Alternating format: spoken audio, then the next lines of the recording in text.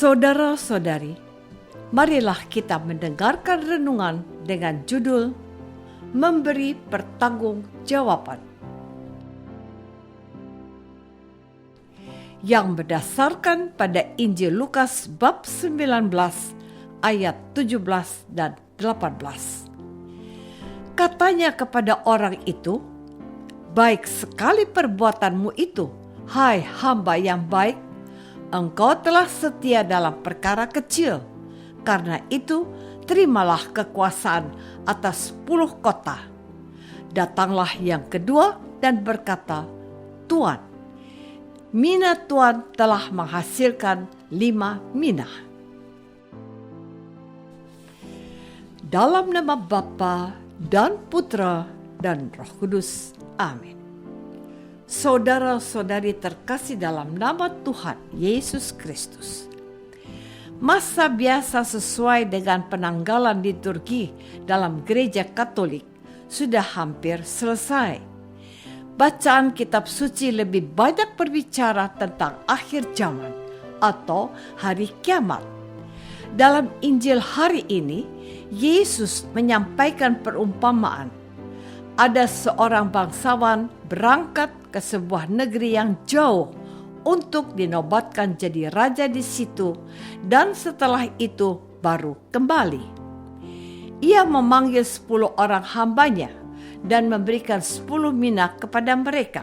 Katanya, "Pakailah ini untuk berdagang sampai aku datang kembali." Akan tetapi orang-orang sebangsanya membenci dia, lalu mengirim utusan menyusul dia untuk mengatakan, "Kami tidak mau orang ini menjadi raja atas kami." Dan terjadilah, ketika ia kembali, setelah ia dinobatkan menjadi raja, ia menyuruh memanggil hamba-hambanya yang telah diberinya uang itu untuk mengetahui berapa hasil dagangan mereka masing-masing. Orang yang pertama datang dan berkata, "Tuan, mina Tuan yang satu itu telah menghasilkan 10 mina." Katanya kepada orang itu, "Baik sekali perbuatanmu, hai hamba yang baik. Engkau telah setia dalam perkara kecil, karena itu terimalah kekuasaan atas 10 kota."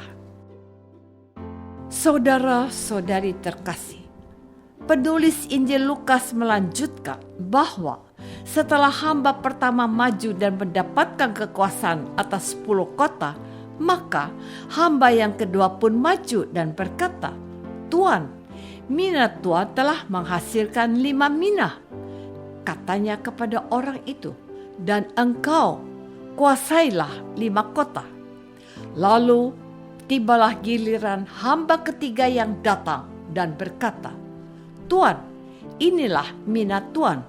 Aku telah menyimpannya dalam sapu tangan, sebab aku takut akan Tuan, karena Tuan adalah manusia yang keras. Tuan mengambil apa yang tidak pernah Tuan taruh, dan Tuan menuai apa yang tidak Tuan tabur."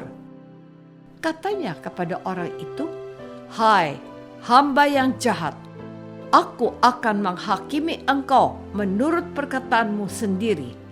Engkau sudah tahu bahwa aku adalah orang yang keras, yang mengambil apa yang tidak pernah aku taruh dan menuai apa yang tidak aku tabur. Jika demikian, mengapa uangku tidak kau berikan kepada orang yang menjalankan uang? Maka sekembaliku aku dapat mengambilnya serta dengan bunganya." Saudara-saudari terkasih, melalui bacaan Injil pada hari ini, Yesus sesungguhnya sedang berbicara tentang diri Yesus sendiri. Yesus adalah Raja yang diutus Allah, tetapi Yesus bukan seperti Raja dunia yang memimpin rakyatnya dengan tangan besi. Sebaliknya, Yesus adalah Raja yang memimpin umatnya dengan penuh kasih dan kelembutan.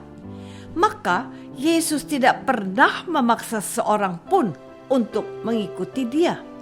Selain itu, raja dunia pada umumnya ingin dilayani dan mendapatkan perlakuan khusus dari rakyatnya.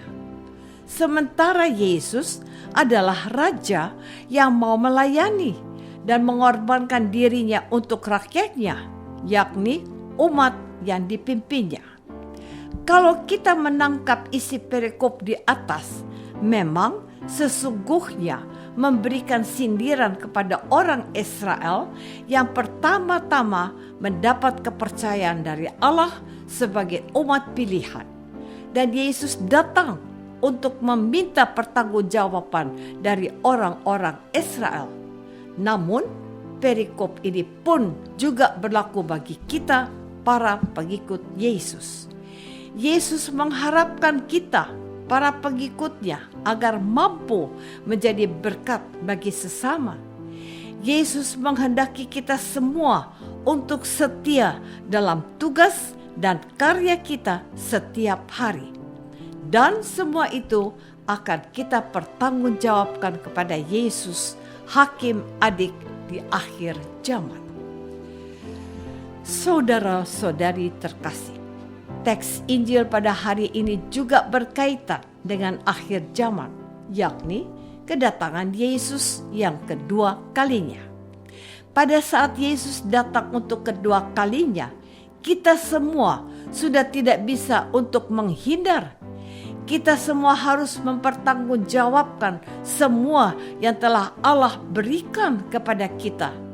Contohnya, kita diberi umur panjang sampai 60 tahun. Allah ingin meminta pertanggungjawaban apa yang telah kita lakukan selama rentang waktu 60 tahun itu. Selama 60 tahun, hal-hal apa yang telah kita lakukan untuk keluarga, untuk sesama, dan untuk Allah. Demikian pula dengan orang-orang yang dipercayakan untuk menjadi pemimpin. Apakah yang telah dilakukan oleh orang tersebut ketika menjadi seorang pemimpin?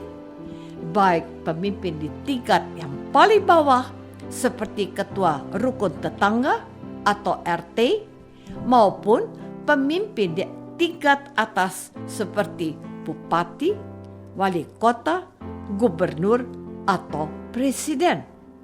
Hal yang sama berlaku bagi orang tua, anak, maupun bawahan. Artinya, semua harus memberikan pertanggungjawaban atas apa yang telah kita lakukan selama di dunia. Apakah selama ini kita sudah menyadari bahwa pada saatnya nanti kita semua akan memberi pertanggungjawaban kepada Yesus? Marilah kita berdoa. Tuhan Yesus Kristus, Engkau telah memberikan kepercayaan kepada kami dengan menganugerahkan kehidupan kepada kami. Namun pada akhirnya kami harus memberi pertanggungjawaban kepadamu. Bantulah kami supaya dapat memanfaatkan kehidupan kami dengan sebaik-baiknya.